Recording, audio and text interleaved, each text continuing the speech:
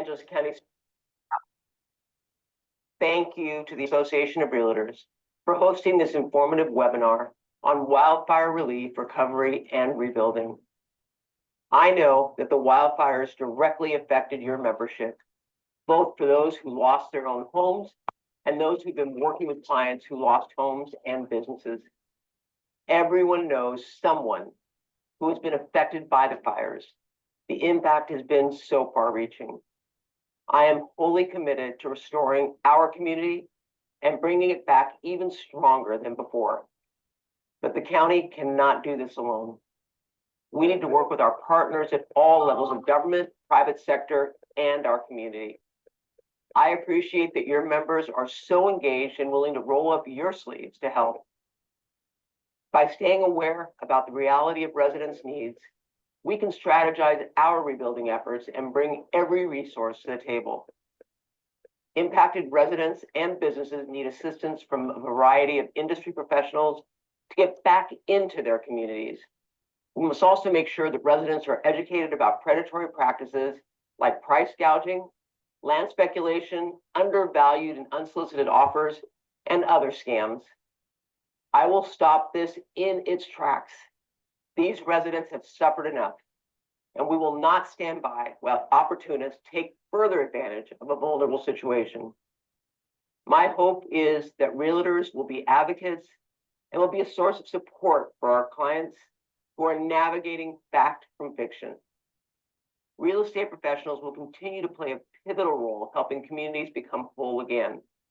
I would be remiss if I didn't acknowledge the efforts your industry has already made to assist fire survivors. I want to thank the California Association of Realtors for its Disaster Relief Fund. Because of this hard work, they've raised more than $2.7 million, assisted hundreds of families, and distributed $1.9 million in grants. I'd also like to thank the National Association of Realtors for providing survivors with grants up to $1,000 to meet the immediate needs. Generosity makes all the difference. And in the midst of such loss, it's been heartening to see how generous our community has been, stepping up to those who need it most. Our work is already underway, but we have a long road ahead. We'll need your expertise and partnership. Thank you for your willingness to stay engaged. Together, we can and will rebuild. Thank you, Supervisor Barger, Chair of the Supervisors, for that welcome. And now I have the pleasure of introducing our first speaker, first segment, talking about and discussing the cleanup efforts. We have the honor of having Daniel Vicente from the Office of Supervisor Lindsay Horvath. He covers the West Valley and Mountain Cities as their field deputy, and he is at ground zero where a lot of the cleanup efforts are and debris removal is taking place. We're honored to have him here to talk a little bit about that. And if anyone has any questions who have been affected in those disaster zones, this may be a great opportunity to ask how do we clean up and recover from that. So Daniel, the floor is yours. Thank you so very much for your participation. Of course, and thank you guys so much for the invitation to be a part of this webinar today. Our office has been holding several Zoom town halls every single week. Actually, we are now starting to taper those and spacing them out a little more. So they were weekly, but our next one is going to be next Wednesday at 6 p.m. And you can find that information on our website, lindsayhorvath.lacounty.gov. Our goal has been to get as much information from out to our communities as possible. First off, I want to start by saying that we acknowledge the devastation that has happened in the Palisades area, as well as affected Malibu, parts of Topanga, our Sunset Mesa communities, Altadena, and several of the other communities such as Brentwood, Mandeville Canyon, all the folks who have been impacted by these fires.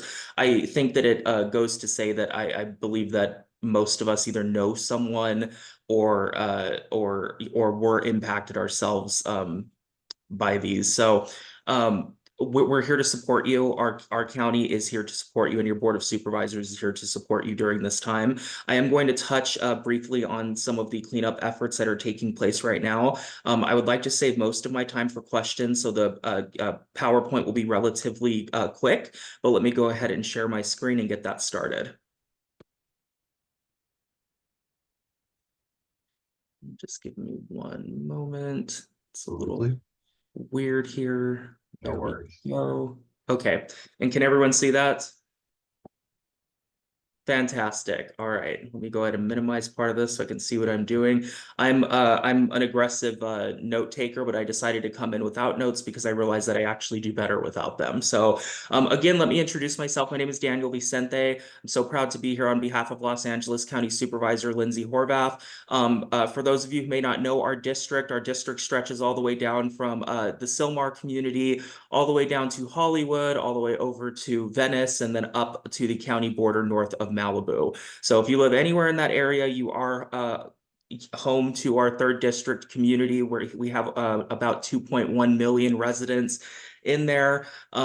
In that location, we have 3 different field offices. One of them is in Calabasas, one of them is in Hollywood, and one of them is in Van Nuys. I work out of our Calabasas office. If you ever would like to reach us, our phone number is 818-880-9416, and I will have the information as well on the last on the last panel in this as well.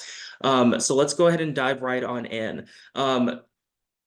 So in the midst of the wildfires, we were already thinking about recovery and how can we begin this recovery and cleanup process.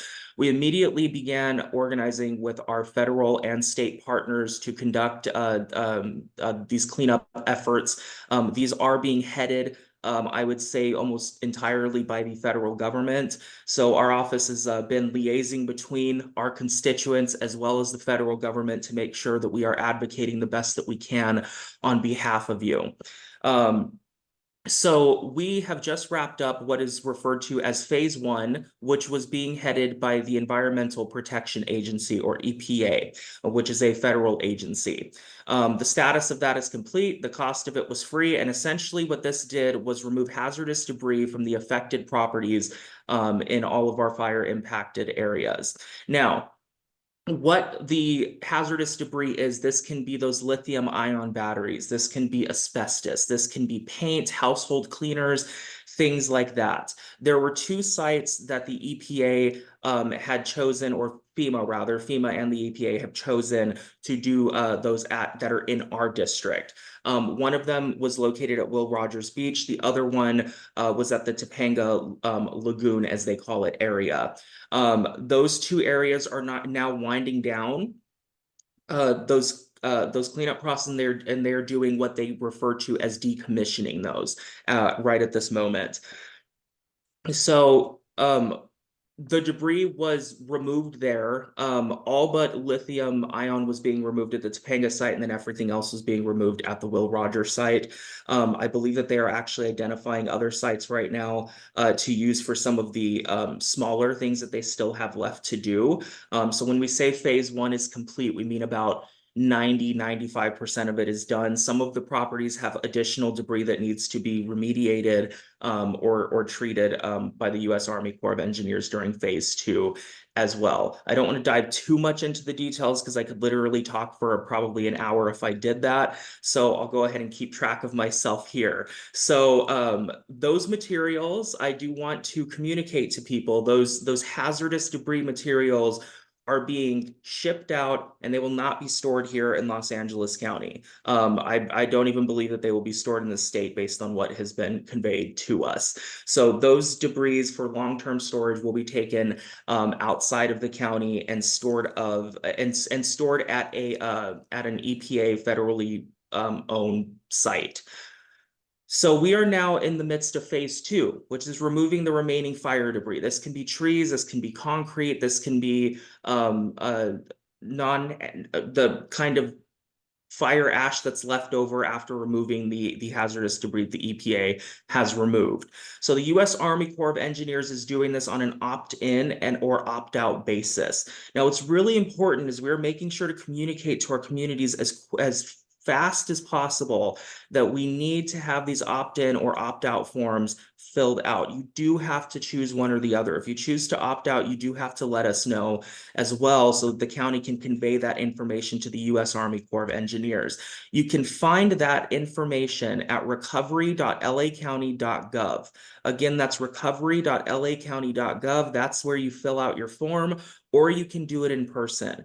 So this phase 2 material, which is the remaining fire debris, will be furnished to local landfills that have been identified in our waste shed areas. So this debris is the same kind of debris that has been removed before during previous wildfires. Most recently during the Woolsey fire, these landfills have that same type of material there. Only class 3 landfills that are lined and can safely take this debris are taking this debris right now. And that is underway. We expect it to last several months.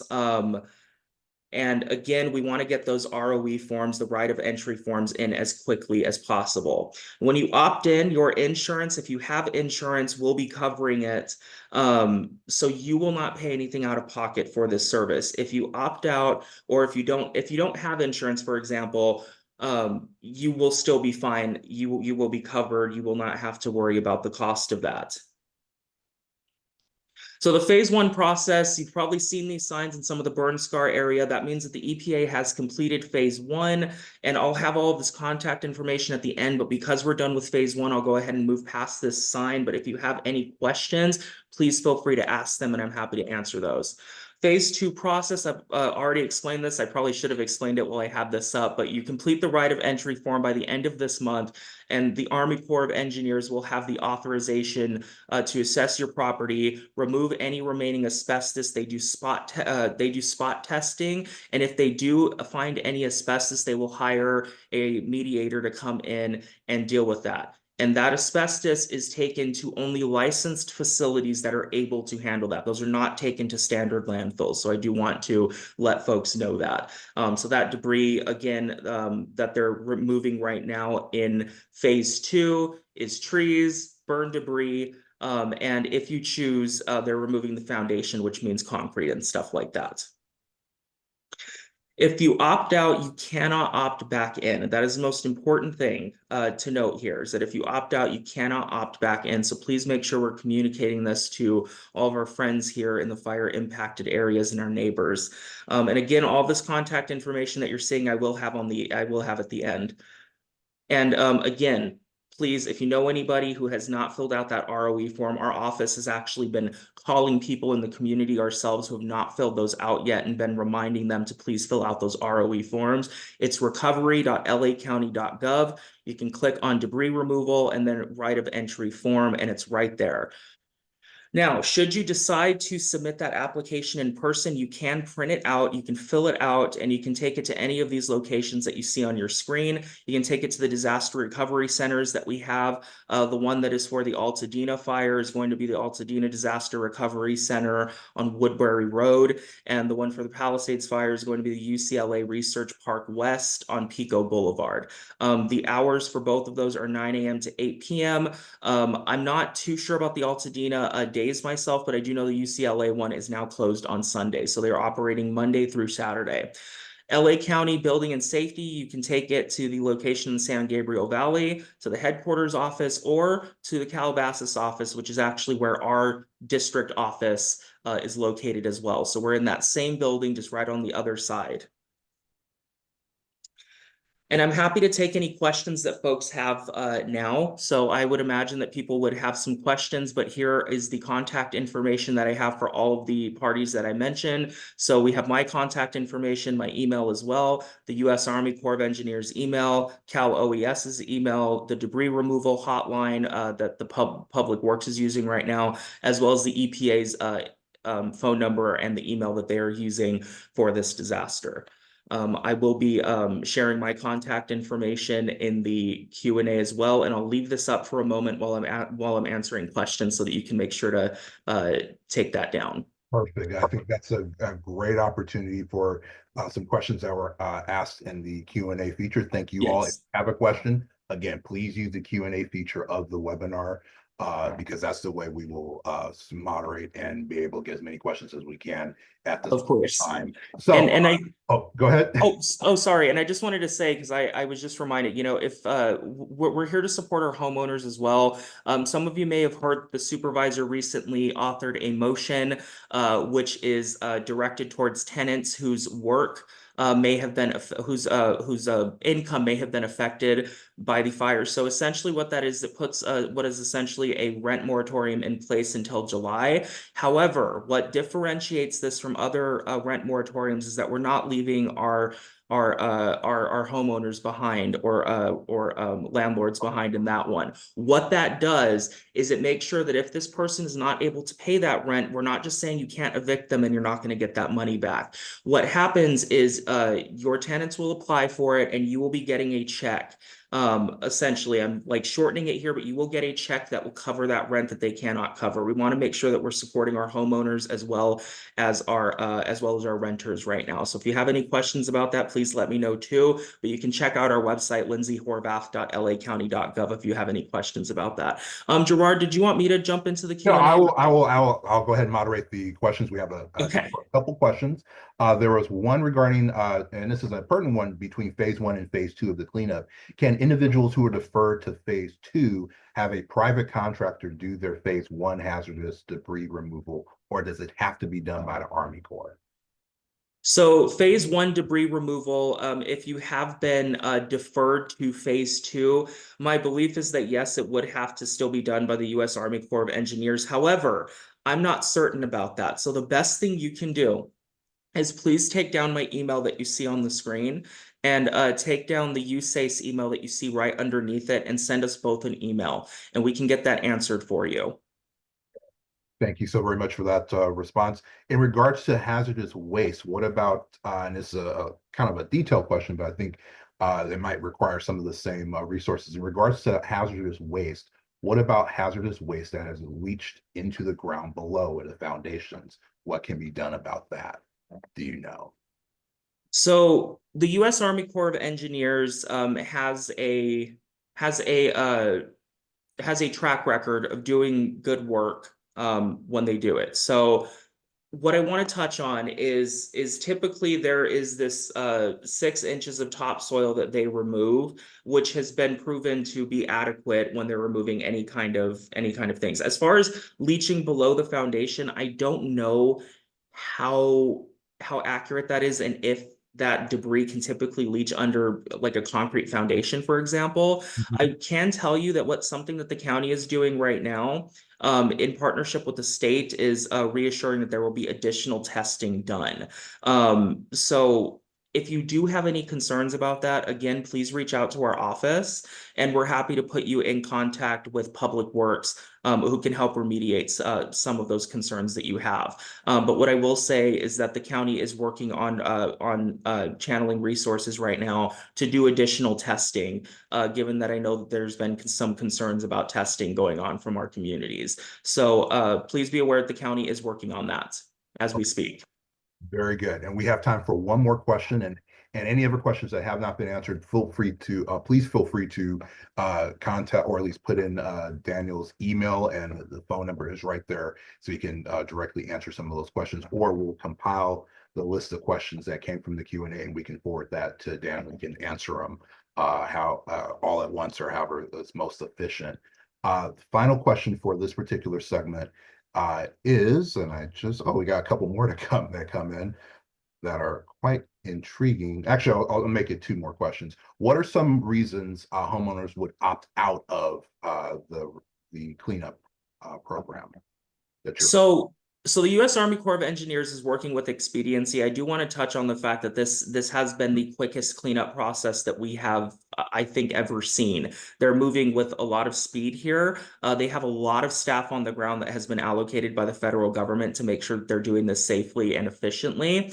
But what you do have to be aware is that, you know, there are thousands and thousands of properties that have been affected. So some private homeowners who have the resources to do so may be interested in hiring a private contractor and doing that for expediency purpose. They may see a benefit to it being maybe a little quicker for them, or things of that nature. So again, those private contractors will be approved by Public Works, and they will be able to come in. But some of the reasons that I'm seeing is that there's, a thing to do with the line item that folks are, they're like, hey, well, if USACE is charging me anyway, should I just hire a private contractor? It's a personal preference. If you would like to do that, you can, but just please make sure to still fill out that opt-out form online so that we know.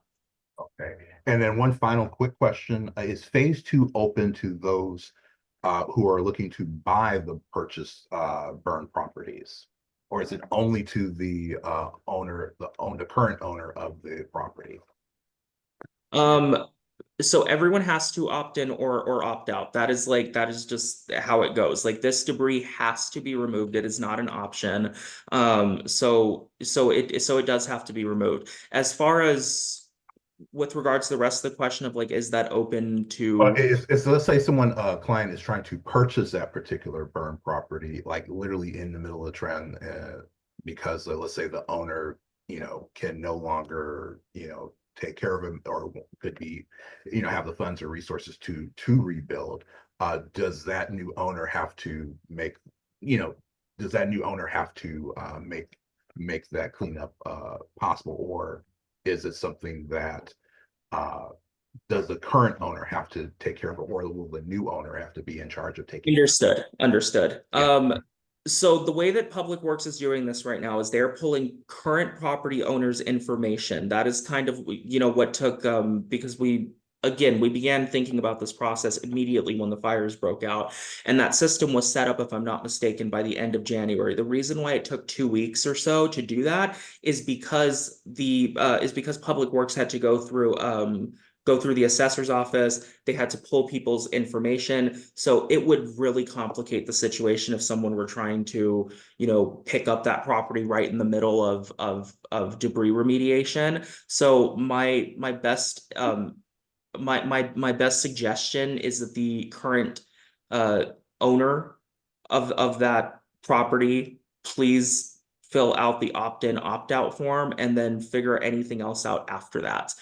We have to get that debris removed, and again, the deadline is March 31st, and our office is doing a heavy push right now to make sure that folks can get that that folks can get those forms in. Okay. Well, that's all the time we have for this segment. Daniel, thank you so very much for. Oh, just real quick, sorry. I know that you guys are, I know I'm out of time, but one person asked, are ROE forms required for both opting in and opting out applications? No, Yes. we can forth those questions so you can answer them from that. Or it's just a matter of time because we have another. Of course, absolutely. But I just want to stress, like, yes, there's an opt-out feature. It's really quick and you can do it. Thank you so much for your time. I appreciate it. Not a problem. And thank you for you and your team's efforts on helping and just informing the public on all that you are doing to help on the cleanup and rebuilding and recovery efforts. We really do appreciate your time and attention. And thank you. Of course. Again. Thank you. All right.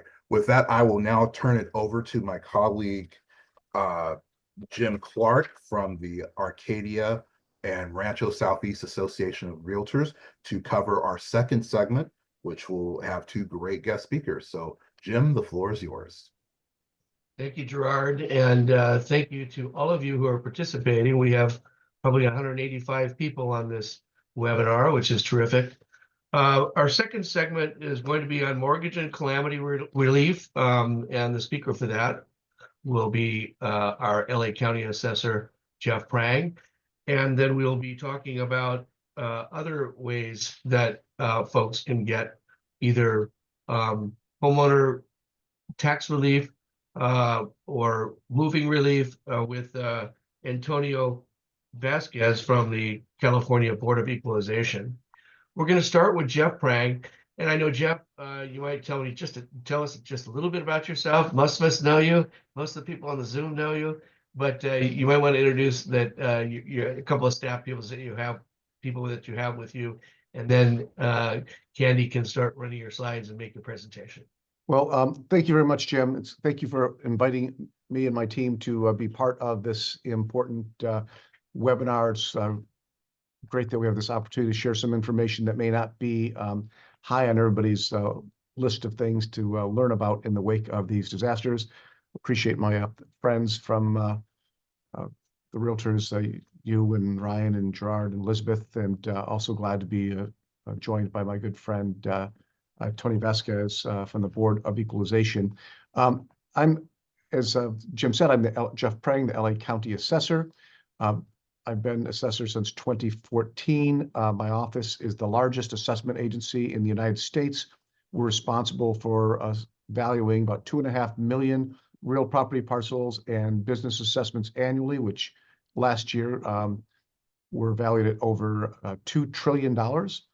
We are one department which is involved with the property tax administrative chain, along with the treasurer tax collector and the auditor controller. My office is responsible for property assessment. We don't do taxes and we don't do tax rates, but we're adjacent to those departments that do. So I'm here to obviously to talk about what sort of property tax and assessment benefits are available to those who are impacted by the recent wildfires. And there's two primary programs that I wanted to talk about today. To begin, the primary program that provides property tax relief is something that we call misfortune and calamity. This program allows me to reduce the taxable value of property that has been damaged or destroyed by a disaster. In this case, it's a fire. It also could include earthquakes or floods or other disasters. What will occur is we will reduce the proportional value of the property that's been damaged or destroyed, which will lower your property taxes until the rebuilding process begins. In order to qualify for this program, the damage needs to exceed $10,000, and that can include smoke damage. And the claim needs to be filed within 12 months of the date of the incident, although I am co-sponsoring legislation that will extend that application period to 24 months. Many who've been affected by the fires have already applied for the misfortune and calamity reassessments, although we do encourage everybody to fill out the application. This is really important so that we know who you are and where to contact you, although we will be reassessing properties with or without an application. You can submit the application online, in person, or by email, including from your smartphone. Once we receive your application, it's automatically transferred to the treasurer tax collector's office and serves to automatically defer your property taxes until you get a recalculated tax bill that will reflect the damage to your property. If you had planned to pay your second installment for your 2024 tax bill before April this year, the treasurer tax collector recommends that you do not pay, but wait for a new tax bill reflecting the adjustments from misfortune and calamity. If you've already paid both installments of your taxes, you will get a refund once we've processed your application. For those homeowners whose property were not physically damaged, but who may be in the middle of a very difficult area where everything's been destroyed, or if there's a lot of smoke damage, your property may have lost value because of the disaster. And there's a program called Decline in Value. This allows us to lower a property's tax base if its current market value falls beneath its assessed value. The assessed value is more or less what you paid for the property plus the annual 2% adjustment. Market value is what it would sell today. This will be applied to properties where the improvements have been destroyed and only land remains. We will, in some cases, be reducing land value as well. Current law does present some challenges for me because the program for decline in value only applies to the assessed value of properties that are valued on January 1st, which is the lien date. That's when we do a snapshot in time to value all properties. As you know, the wildfires occurred after that date, but I have proposed legislation that will allow us to include all the impacted properties on the January 1st lien date so that they can get that decline in value relief this year. I mentioned previously that if you file for misfortune and calamity, the treasurer tax collector will automatically defer your tax payments until you get a recalculated bill. But the governor has taken that one step further. All property taxes are deferred without penalties or interest until April of 2026.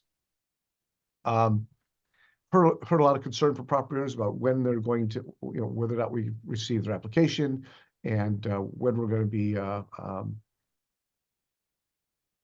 reassessing the property, and when they rebuild, are they going to have a higher assessment based on a new construction? But I want to assure you that that's not the way that works. The Misfortune and Calamity Program allows you to rebuild to a comparable equivalence to what was previously there, and your pre-fire tax base will be restored. Once the Misfortune and Calamity form is applied, the value is not completely erased, while the structures or improvements, as we call them, may be damaged. The land still retains value, will continue to be assessed. But once the structure is rebuilt, the property's original tax base before the disaster will be reinstated. If you decide to add something else, if you decide to add maybe an ADU, any new construction that goes beyond what was substantially equivalent to what was there before the fire will be assessed at market value. There's a lot of confusion over a number of rebuilding numbers that have been circulating. There's different standards for municipal government and for assessment, and I want to talk about those briefly. First number I want to talk about is 110%. The 110% refers to an expedited rebuild permit review process ordered by the state or the county or by a municipality such as LA or Pasadena. And this is a code-related standard that says that you can rebuild up to 110% of what was destroyed. This is a different standard than the assessor's standard for reassessment. With my office, the Misfortune and Calamity Program actually has two standards when you rebuild. One of them says that you can rebuild up to 120% of the pre-damaged property's value, not size, but value, and substantial equivalence of size and use. The 120 figure pertains to a comparison of the market value just before the fire, and then again after the fire. This does not mean you can build to 120% in size compared to what was previously on the site without reassessment. This program essentially anticipates increased costs and inflation during the time that it takes to rebuild the home. There's a 5-year deadline. We actually don't believe that this program will be very useful to most people impacted by the fire. The program that we're going to apply to almost everybody is just the standard Misfortune and Calamity Program. For the second, under this program, you'll retain your tax base as long as you build back to substantial equivalence, meaning similar size and use as before the fire. Any additions will be assessed at market value, and there's no deadline on this particular program. We do recognize that the city and the county allowing a rebuild up to 110% is going to be very, very confusing to folks.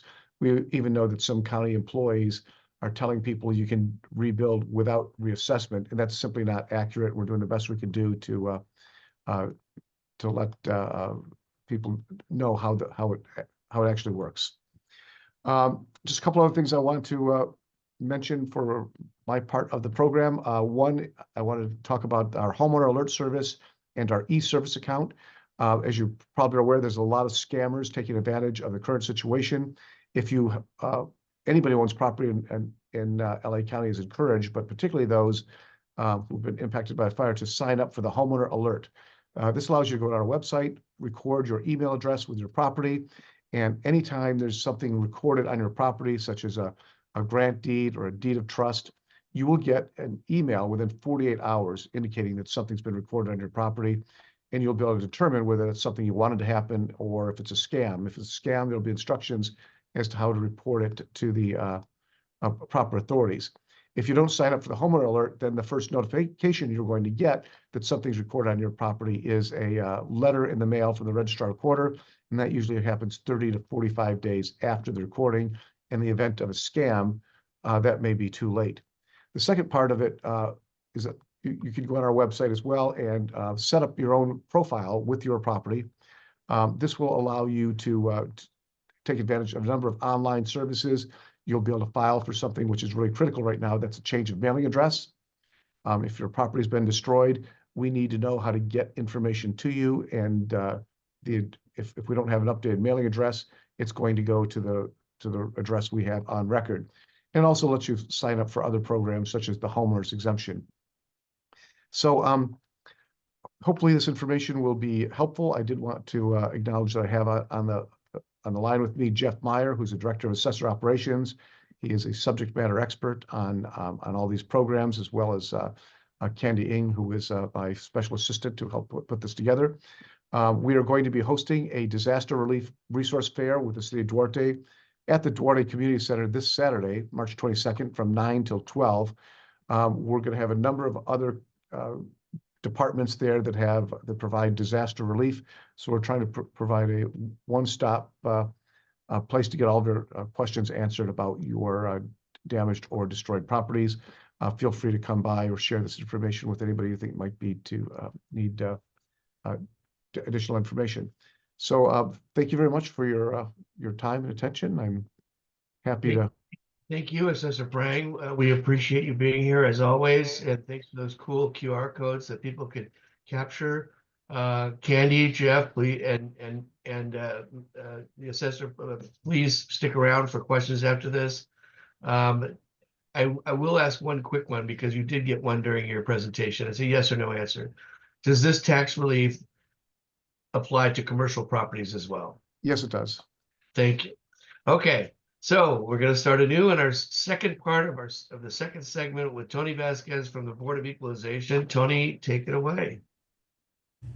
Good morning. Can you hear me? Yes. Okay. First of all, let me just start off by thanking the realtors for putting this together, this webinar. I think it's great to get as much information, especially as these things are developing. We're constantly getting new updates, and I appreciate the updates, especially from the supervisors that were on earlier, their offices, in terms of what's going on with the latest. And I also wanted to thank my assessor who just spoke before me, who I think pretty much covered the meat of it, at least as it pertains to property tax. But I just wanted to thank him. Jeff Prang's been real helpful, and we've been working on several pieces of legislation that I think will help the homeowner, primarily, both the resident and the commercial. Because, for example, in the Palisades area, which, the two big fires that took place were both in my county. As you look at the map, I don't know if it shows up on your screen, it has, the Board of Equalization is broken up into 4 districts. Mine's primarily the LA County is my whole district, because roughly each district represents about 10 million folks. And LA County being so large, there's roughly 10 million folks in LA County alone. And the 2 fires that took place just recently, the wildfires, one of them, the Palisades, the other one in Altadena, were both in my district. And as I was driving through both of those communities, it's just unbelievable how powerful this fire took not only homes, but commercial properties. And I know my assessor mentioned it, and some of the legislators have been real active and real supportive in terms of working with us and the governor on extending those property taxes, because pretty soon you're going to get these property owners receiving a property tax bill for a piece of property that has no structure. And in some cases, they were paying property taxes on a home or a business that no longer exists. It's a vacant lot, basically. So, and I think Jeff touched on it already, the whole decline to value. And I'm thinking, and I'd love to hear from some of you folks, especially the realtors that are probably working with the property owners, on how, what is probably the most reasonable extension to provide. Because right now, as the assessor mentioned, it's going to be deferred till April 26th. I think it needs to go out a few more years, because I don't see the rebuild taking place that quickly. As fast as we're moving, and as we're moving to expedite this, I think we're going to have a real issue with some of these folks, especially those that lost not only their home, but also their place of business when they received this bill. Because in looking and in talking to some of the folks, especially in the most recent, one of the most recent fires up north, the Paradise, this took place, I think it was about 6-7 years ago, and there's still vacant lots there. And I don't see, as quick as we're trying to move, you know, between all the entities, the county, the mayor really pushing this thing, it's still going to take a while. Because I just recently drove through the areas again, and while they're in there, especially with the hazmat, as they're removing a lot of the debris, it's not a very quick process. And as I look at especially the properties in the Palisades, you know, I don't think people realize most of the properties in the Palisades and Malibu are all on septic tanks. Many of them on septic tanks that were built back in the 50s and the 60s, which are not even up to code. So in the rebuild, they're going to have to bring those up to code, which is going to take some time, and it's going to be a cost that I don't know if people were really prepared for that. So I think we need to do whatever we can on our end of it. My specific really role and position on this is to really work on the legislative side of the House. And I'm glad you had speakers before me talking about really what's happening on the ground in terms of the day-to-day stuff. We're kind of looking more on the policy side of the House and also on the legislative side of the House to see what we can do. One, to provide as much assistance as we can, and then two, to provide as much relief for these folks that are sitting on these properties that in most cases are vacant, and even the ones that weren't burnt down totally and that are still up and at least habitable, somewhat habitable, they're going to still have some issues because of the smoke that penetrated most of these structures. I happen to know a couple of the folks that lost their homes and a couple that did lose their home, but even the ones that didn't were telling me that the smoke penetration in their home is just unbearable, and they think they're going to have to probably end up gutting out the structure just to make it livable again. And in many cases, some of them are still waiting for even service to be brought back to their home. You know, we forget, you know, a lot of the utility poles were leveled, and now they're looking at, especially on the coast in the Palisades, they're looking to try to run a lot of those power lines underground, and that's going to take some time for that to happen, which I think will help in the future. But in terms of the immediate relief for these folks to come back into the homes, it's going to be a while. The other issue that in talking to folks, you know, I was just talking to some folks last night up in the San Fernando Valley that happen to represent, these are some of the people on the insurance side that happen to represent some of these homes, and they're just besides themselves because they're having a real difficult time working with the insurance companies to try to make sure that they are going to be able to have coverage moving forward. As it is, you know, prior to these wildfires, we were hearing from many of the homeowners that were being dropped, especially in these areas where potentially a wildfire could take place. They were having time, and those that were able to maintain their insurance, their premiums have shot up, and in some cases have doubled. So it's a real tough time for a lot of the homeowners. But I wanted to just mention that on the rebuild, the whole permitting process, in talking to many of the both city council members, assembly members, and senators, they're working real hard to try to come up with legislation to hopefully expedite and in many cases move the rebuild process as quick as possible. Because we forget, you know, while Altadena is on the interior, we have the Palisades, which is on the coast. Not only do they have to deal with the city and the county permitting process, they're also going to have to go before the Coastal Commission, which could be another stumbling block for many of these folks, not only on the residential side, but on the commercial side as well. And let me just mention one last thing here on the in terms of the resources.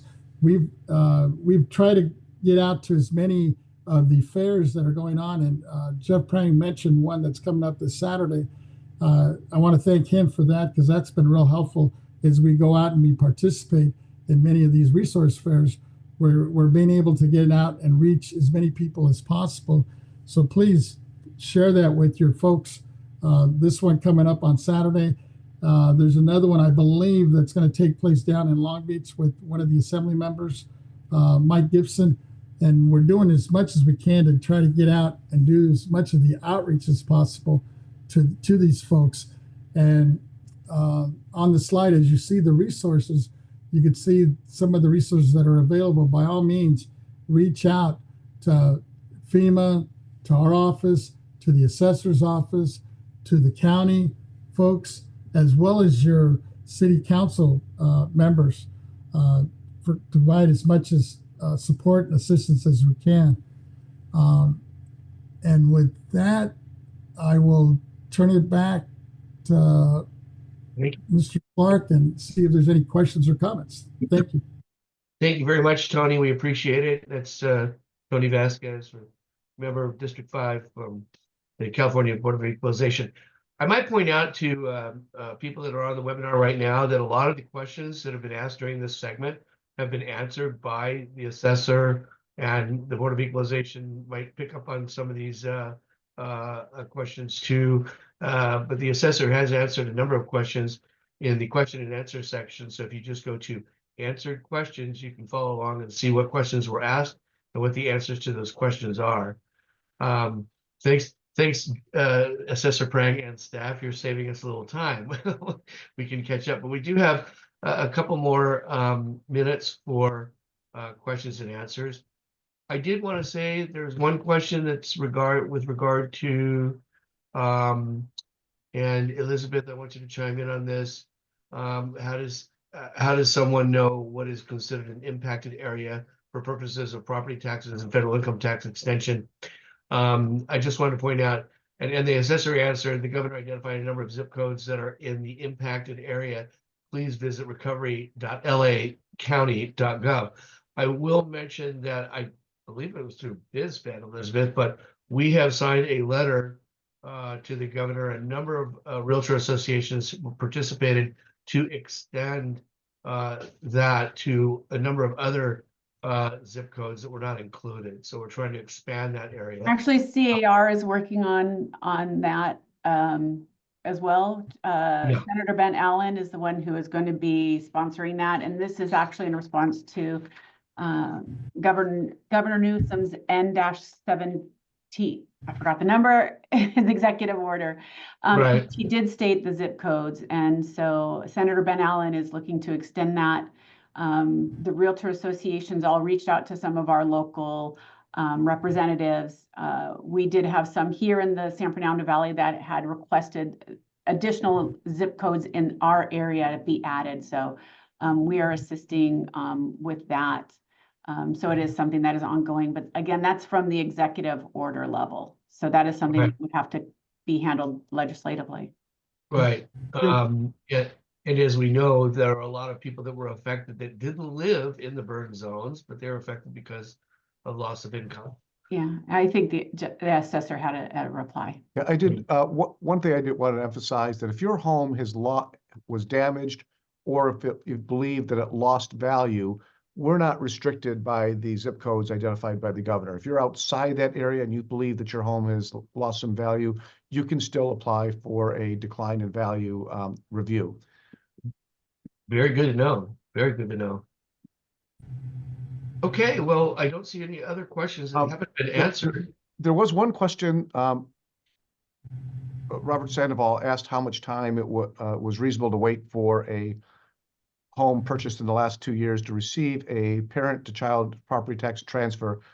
Jeff Meyer, do you have any idea what the timeline is on processing those parent-to-child Prop 19 transfers? Jeff, I don't know specifically right now. I would expect that we should be at about that point, or should have addressed that one by now. Mr. Sandoval posted twice and I responded to his other one. But please contact our ownership services division directly. I tried looking you up in system, but there's too many Robert Sandoval's for me to identify your property. So if you reach out to us, and I gave you the phone number in the chat, we'll look up your specific property and assist you. Jeff, would you mind giving that phone number one more time? Candy, could so- you put up the contact information? Yeah, maybe you have it. One moment, everybody. Well, she is, if, while Candy's gonna do that share, I was gonna ask, Mr. Vasquez, you did provide us some slides that, you kind of spoke off the cuff a little bit, not following your slides. So do you mind if we do share your slides? Because there might be information on there that people might be happy to see anyway. Yes, no, I forgot to mention that. I'm glad you brought it up. As I was listening to the speakers earlier, I thought they were doing a pretty good job of answering a lot of the questions. And I was thinking more of your time schedule here. But yeah, please share the PowerPoint with folks because it may raise some other questions with them. And by all means, our contact information is there as well. If for some reason there's something that's not clear or they have a question about one of the slides, let us know. Yes, your contact information and everything is on there as well. So thank you. I appreciate it. Candy, are you able to Okay. get the contact information up? Do you have a slide for that, Candy? She put it in the In the Q&A. in the chat. Yeah. I don't know if that's accessible to everybody. It's the Q&A because we have the chat shut down. But yeah. Okay. Well, listen, I want to thank both Assessor Prang and member Tony Vasquez for participating. Great information as always. And I hope that our members and their clients have benefited from everything that you've had to say today. If we have follow-up questions for your offices, we'll get with you so we can get those answers to the members that are on the webinar today. But thank you very, very much. We appreciate it. And next, I want to bring up another one of our colleagues, Ryan Barrett, who is the Association Executive at the Pasadena Foothills Association of Realtors. Ryan will moderate segment 3 of today's webinar. Ryan? Hi, thank you, Jim. Appreciate that. I am pleased to present Glenn Kangas with GA Appraisers. Glenn's provided the tools to homeowners to make important financial decisions using accurate data and analysis. His educational background in engineering and political science from UCLA has equipped him with technical expertise and an awareness of the immediate surroundings to give context to his appraisals. With over 27 years of experience, Glenn uses his firsthand local knowledge of the San Gabriel Valley to back up his findings. And with that, I'd like to welcome Glenn to the stage, and I will start his slideshow. Glenn, you ready? Thank you, Ryan. How you doing today? Great. It's great to be here to just help answer questions. I love to participate, and there's so many things for people to know. It's great to be part of it. So today we're just going to talk about when you need an appraisal for these situations, what types of appraisal, what time would you need an appraisal, and just a few little details, just a quick overview, just so you understand what you're going to be doing when you're trying to find an appraiser to help you solve a problem. So you can go to the next slide. Next slide is just my contact information. If anybody has any questions down the road, I've been an appraiser for 32 years now. So No. we're going to talk about reasons for the appraisals, and then doing what's involved in doing a pre-fire appraisal on a property that's been burned down, and then just common valuation issues in disaster situations. So we can go to the next one.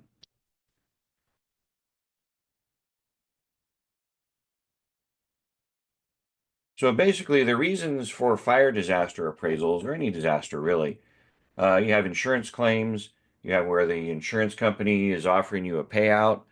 Now your policy might restrict that, but you might need an appraisal to help determine what the cost to rebuild would have been prior to the fire. IRS casualty losses for claiming on your taxes, or I don't know if state offers that kind of stuff too. If you want to just try and figure out, should I rebuild or not? Just do the math, right? What's it going to cost? How long is it going to take? What's the land worth? That type of thing.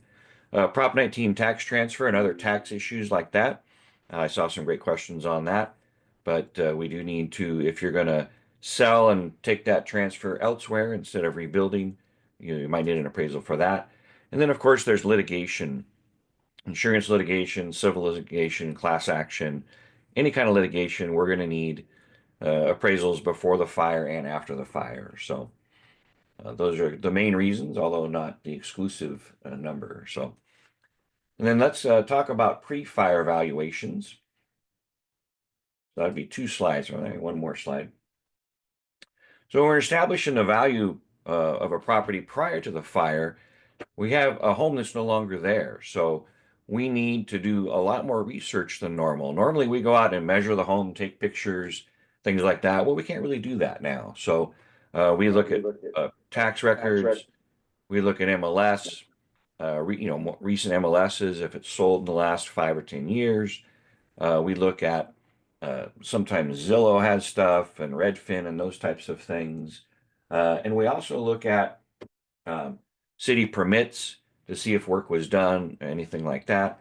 And then we also ask for help from you, the client, whether it's you're the attorney or you're a consumer or you're an agent helping somebody. We are looking for help in getting pictures and information on the property so that we can be accurate in telling you what was there and what was there, what the condition it was, and what it's worth. So there's a lot more research than normal. We have to do a little more detective work, a little more digging in trying to figure out a pre-fire value for a home that's no longer there. If you want to go on to the next slide. So then as we're doing valuations, whether pre-fire or post-fire values, just some of the things that we run into, we have to use, some extra tools that we don't always use in every appraisal. Google Earth would be a great thing. There's sometimes some even federal and state disaster websites. The LA Recovery website's been fantastic for providing information. And then we run into issues really if you've got non-permitted areas, inaccurate records, public records has the wrong square footage that's, somehow there was a mistake, or an owner's owned it for a long time, and so there's been no recent listing, no permits of late. It becomes a little harder to get the information and be as accurate as possible. So those are some of the big issues that we run into when we're doing them, whether it's pre-fire or even post-fire, trying to figure things out. And also to figure out if what kind of loss in value you've had. So the next thing we want to talk about is just when you go to hire an appraiser, there's information we're going to need. So if you go to the next slide after that.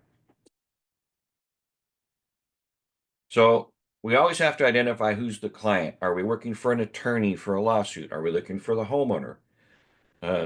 We need to know who we're doing the appraisal for, and we need to know why you're doing the appraisal, because that will affect the market value definition being used. There are a few situations where it will affect the value. So we'll ask you those questions and then come up with the answers to the market value definition. And the effective date. A pre-fire appraisal is what was it the day before the fire.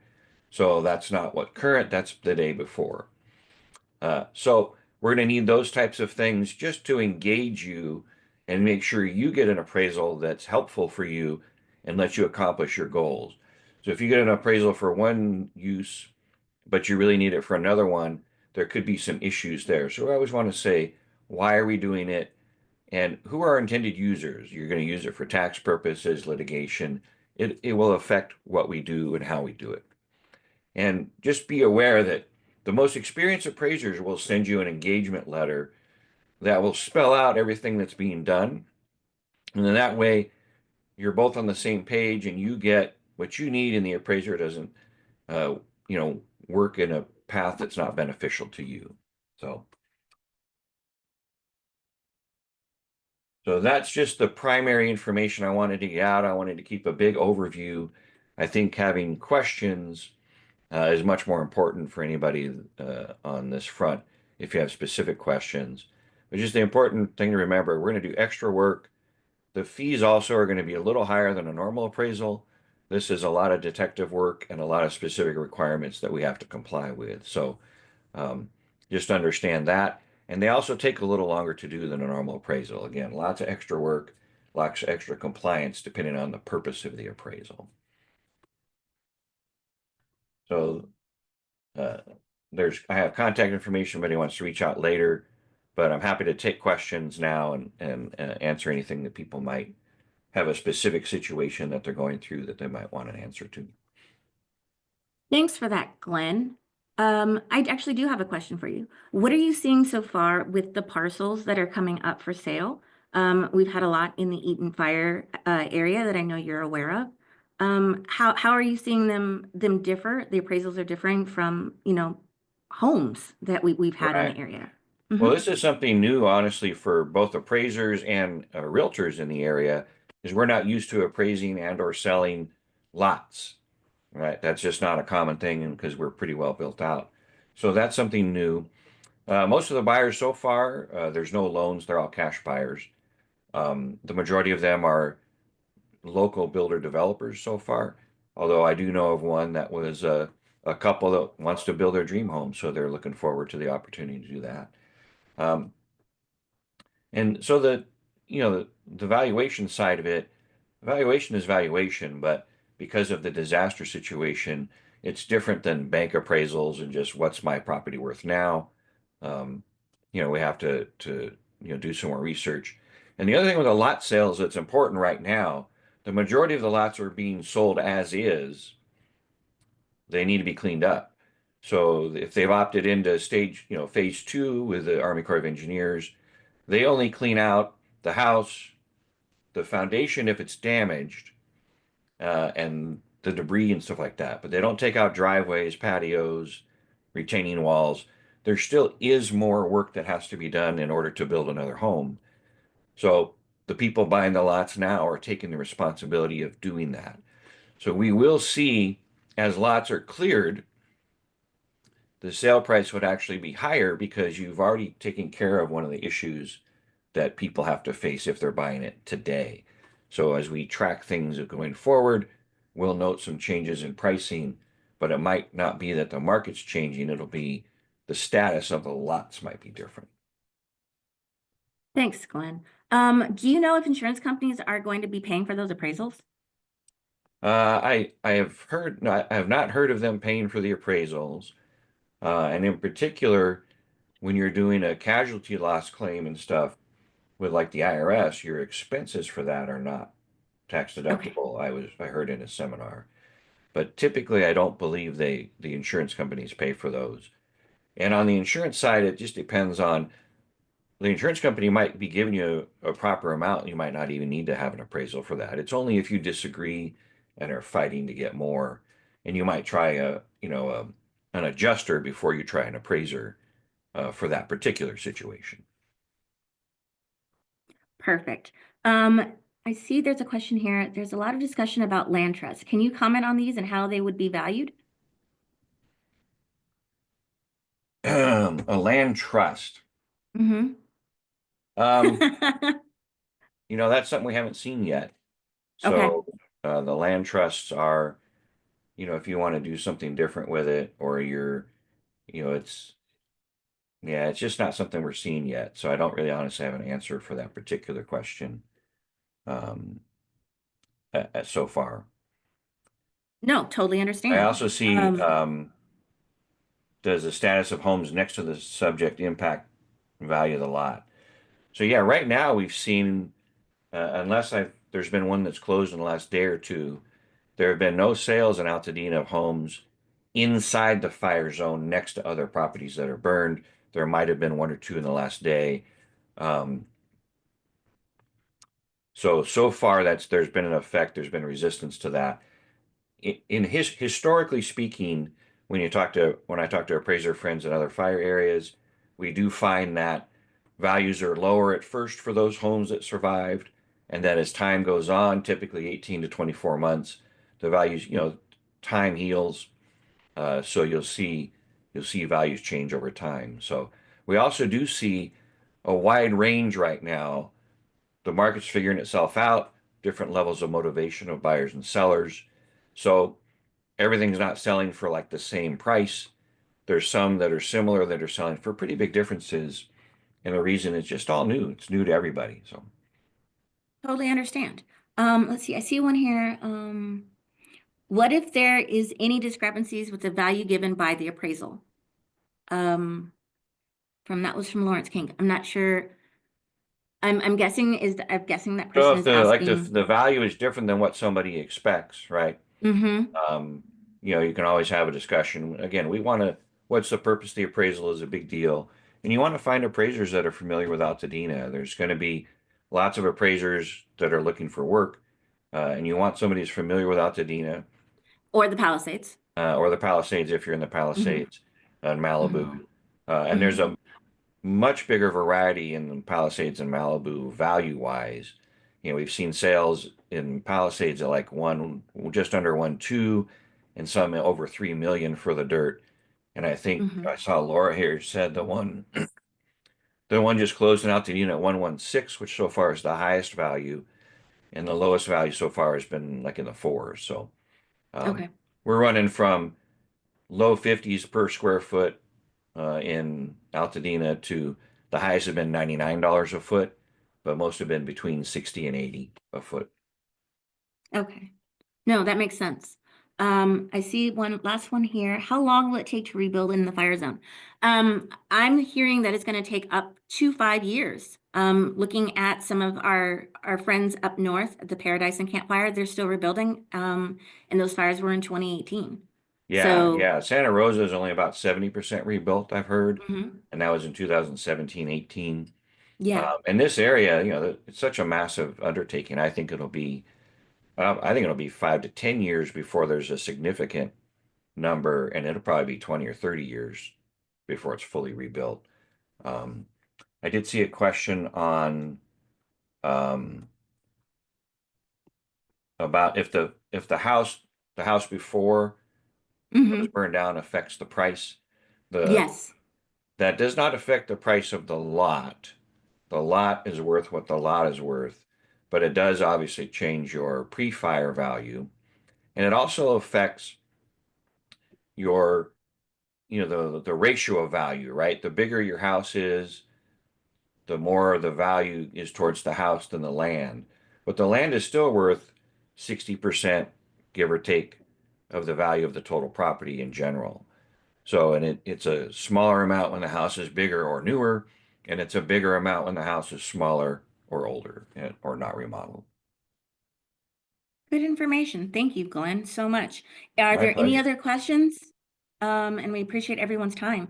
We have a couple more housekeeping things before we close out this event for the day.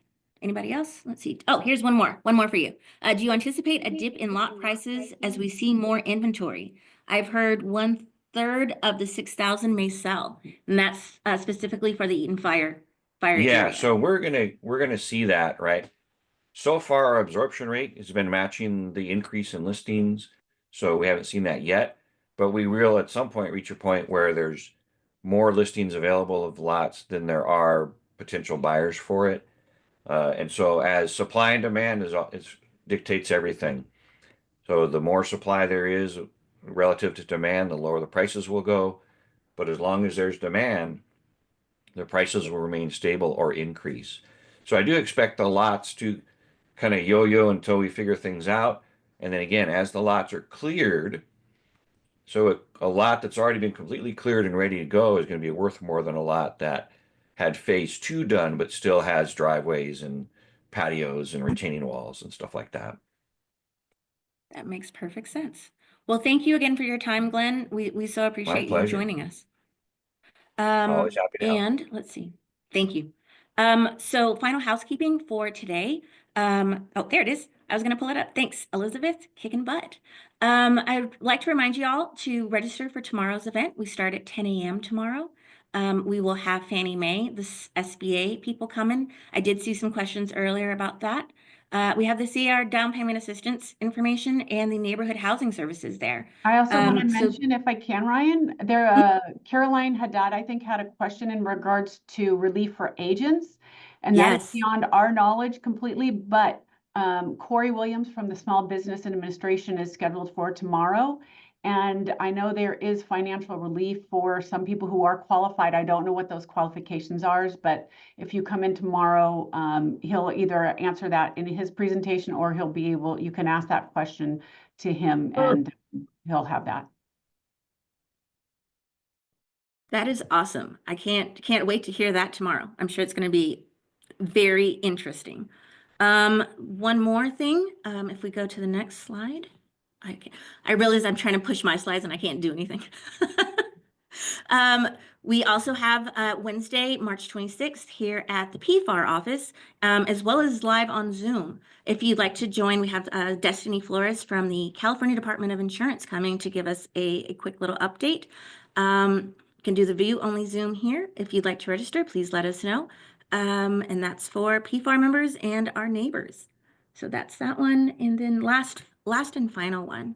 If you are in need of emotional support, because this was huge. This was a catastrophic event that I think impacted everyone. Even if you weren't in a burn zone, there is assistance for you. If you're looking for someone to talk to for that emotional support, please go ahead and call the Department of Mental Health 24/7 helpline, 1-800-854-7771. Okay, reach out. Even if you want to talk to us, we're here to help, because we've all been through this at this point, and I think it's really important that we lean on each other. So there's a QR code if you'd like to reach out, get the help that you need. There's no shame. There's no shame in getting that help. And with that information and any other questions, oh wait, did we get everybody? That I think we're done. Gerard, did you want to close it out? Did we want to say bye and see you guys tomorrow? See you all tomorrow.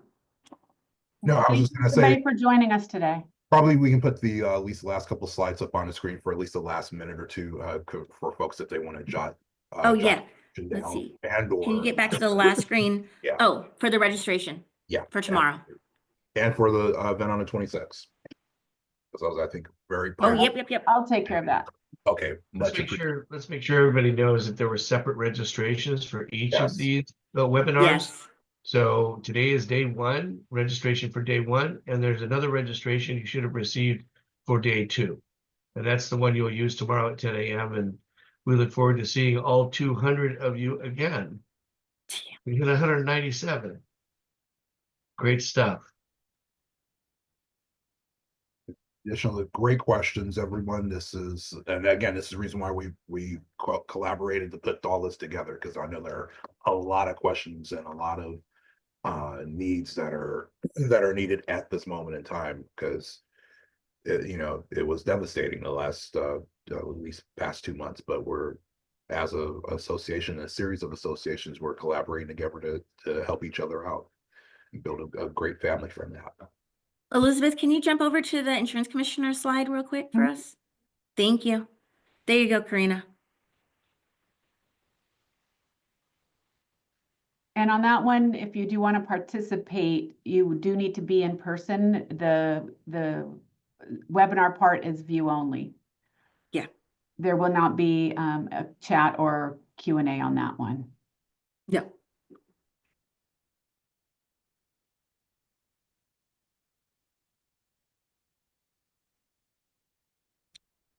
Great. So I hope everybody got the information they needed, and we look forward to seeing everyone tomorrow. Absolutely. Thank you again. All right. Have a great rest of your day. Let's go back to the green room. All right. Yes. Take care, everybody.